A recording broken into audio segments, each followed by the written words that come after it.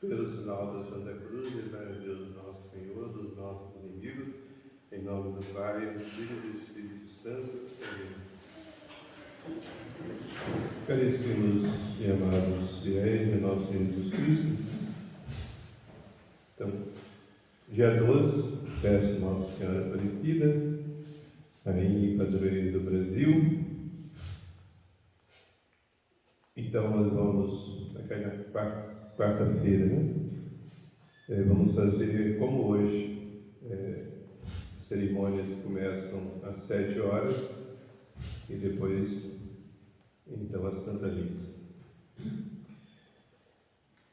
Estamos no 18º domingo depois de Pentecostes. O Evangelho de hoje, caríssimos, nos oferece a oportunidade para falarmos sobre o sacramento da penitência ou da confissão.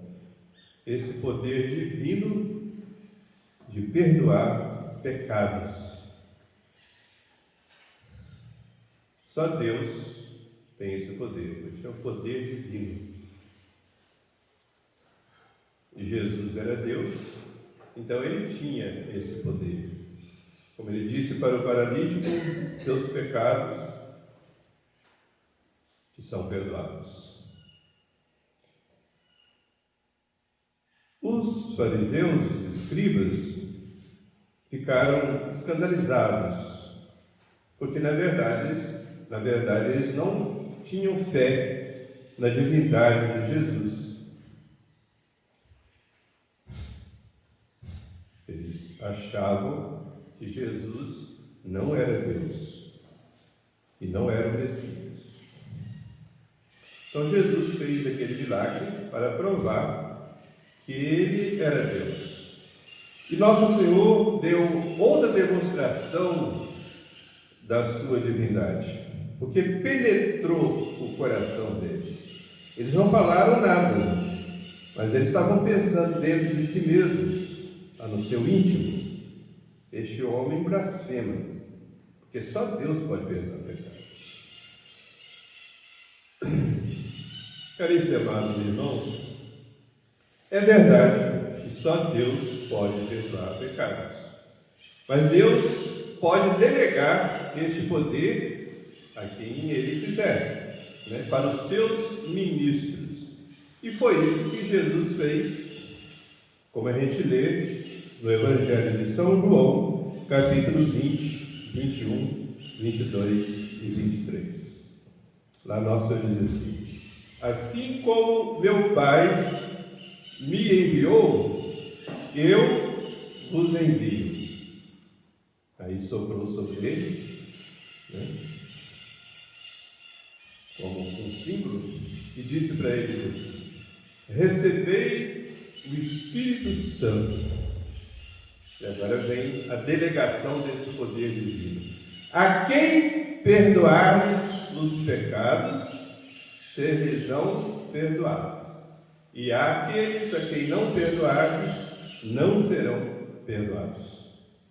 Aí está a instituição do sacramento da confissão ou da penitência.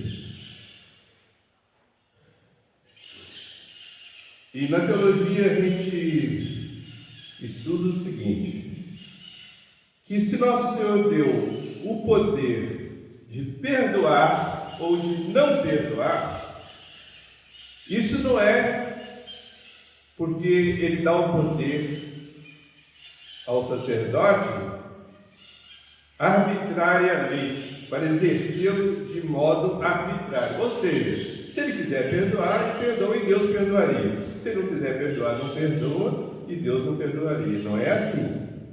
Nosso Senhor constitui o sacerdote como pai, como médico da alma e como juiz.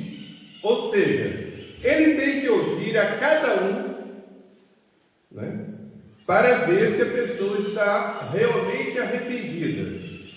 Caso estiver, ele dá o perdão e Jesus perdoa. Se não estiver, ele não dá o perdão e Jesus também não perdoa. É nesse sentido. Daí, a confissão deve ser auricular, ou seja, o sacerdote deve ouvir a cada um em particular. A absolvição coletiva só é permitida em casos extraordinários. Normalmente, o padre tem que ouvir a confissão da pessoa. Por isso chama também de confissão. A pessoa tem que contar os seus pecados. E aí o sacerdote, como pai, vai dar os conselhos, vai animar aquela alma, incutir confiança em Deus, que é nosso Pai, como Jesus disse para aquele homem paralítico: filho, teus pecados estão perdoados.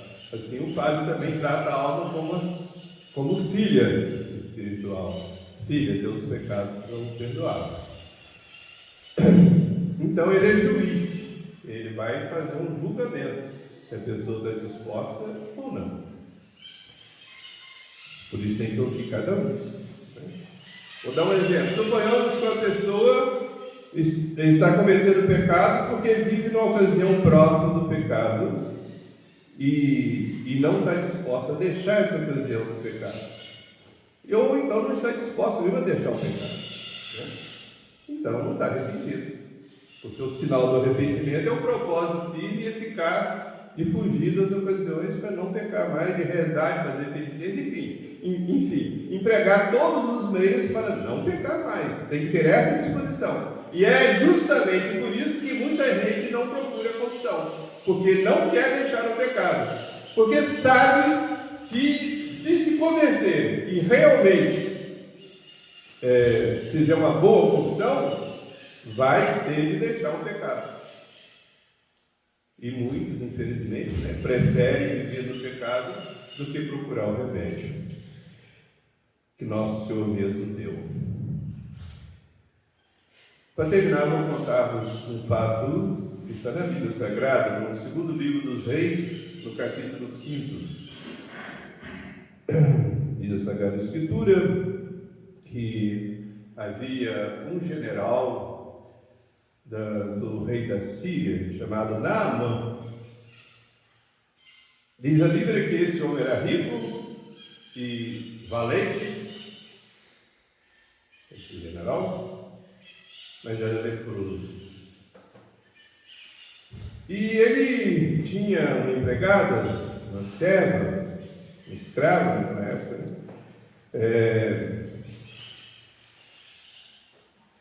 uma criada, digamos assim, para que possa entender melhor.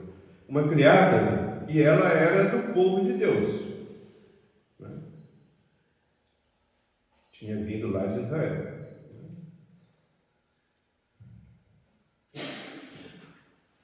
Numa guerra lá que o povo de Israel perdeu, ela foi capturada e foi feita escrava desse general. Trabalhava na casa dele. Um dia ela disse para sua patroa: minha senhora, por que o seu esposo não vai até o meu país lá em Israel? Porque lá tem um profeta lá na Samaria, chamado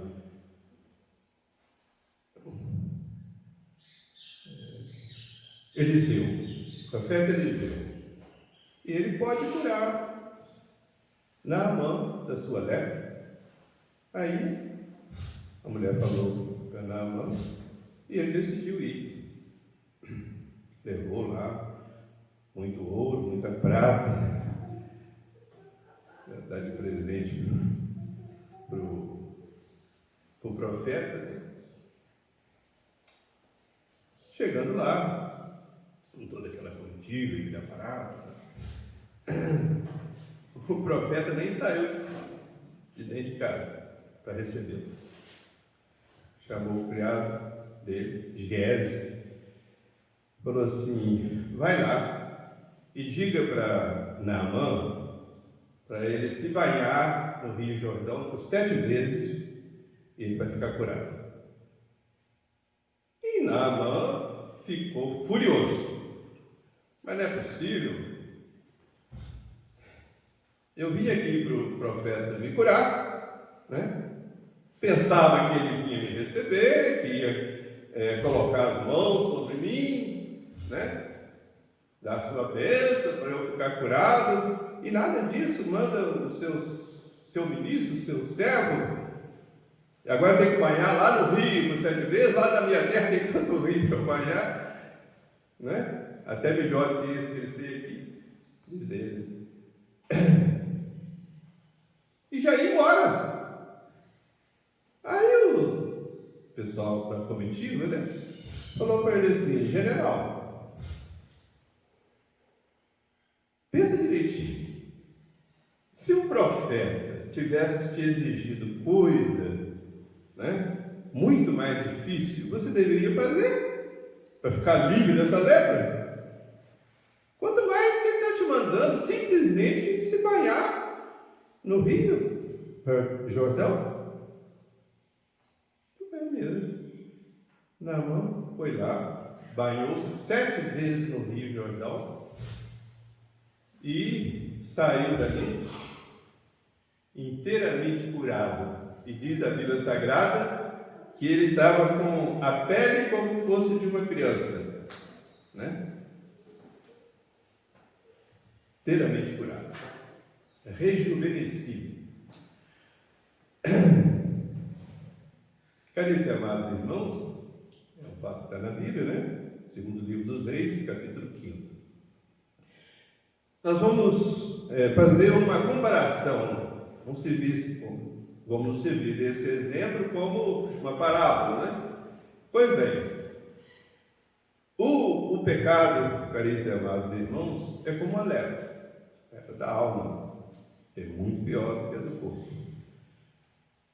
Quem tem poder para limpar as almas dessa lepra é o nosso Pai do céu, que enviou o seu Filho ao mundo justamente para nos lavar, não simplesmente na água sim, do batismo, mas sobretudo, o próprio batismo e todos os outros sacramentos só tem força pelo sangue de nosso Senhor Jesus Cristo. Nós somos lavados no sangue do Cordeiro Imaculado, como diz o livro do Apocalipse. Somos lavados no sangue do Cordeiro Imaculado. Então, caríssimos amados irmãos, nosso Senhor deixou o sacramento da confissão. É Ele que perdoa. É Ele que perdoa. Como é Ele também que batiza. É Ele que celebra. O padre, o que vem a ser? Instrumento de nosso Senhor, ministro de nosso Senhor, administrador de nosso Senhor. Ele faz as vezes de Jesus. Ele fica no lugar de Jesus para emprestar os seus lábios e as suas mãos para Jesus. É o seu ministro. Assim como meu Pai me enviou, eu vos envio. A quem vocês receberam o Espírito Santo, a quem vocês perdoarem os pecados, vocês vão perdoar, que eu perdoo. Então, caríssimos e amados irmãos, muita gente faz como Naamã estava querendo fazer, e se o fizesse, não ficaria curado. O que ele queria fazer? Não, eu quero que o profeta venha me atender. Quero que ele mesmo me limpe. Mas se nosso Senhor não determinou assim, nosso Senhor determinou que ele perdoasse os pecados através dos seus ministros, então nós temos que fazer o que Jesus mandou. E não querer, como muita gente pretende, pedir perdão diretamente a Deus. Nosso Senhor não mandou fazer assim. Nosso Senhor mandou a gente mostrar a alma ao sacerdote. Ele tem esse poder dado pelo próprio Jesus. Não é Ele que tem esse poder. Não é Ele que perdoa. É Jesus que perdoa através dele. Como dizia Santo Agostinho sobre o batismo, né? Se é Pedro que batiza, é Jesus que batiza. Se é Paulo que batiza, é Jesus que batiza. Se é Judas que batiza, é Jesus quem batiza. Nem depende da santidade do ministro. Pode ser até um grande pecador. Mas desde que ele tenha intenção de fazer, desde que ele seja realmente ministro nosso, foi ordenado, né? Recebeu realmente o sacramento da ordem, ele tem o poder de fazer as vidas de Jesus. Então é com essa fé, caríssimos e amados irmãos, que nós nos ajoelhamos diante do ministro de Deus para pedir perdão dos nossos pecados. A quem perdoar os pecados, serão perdoados. Amém.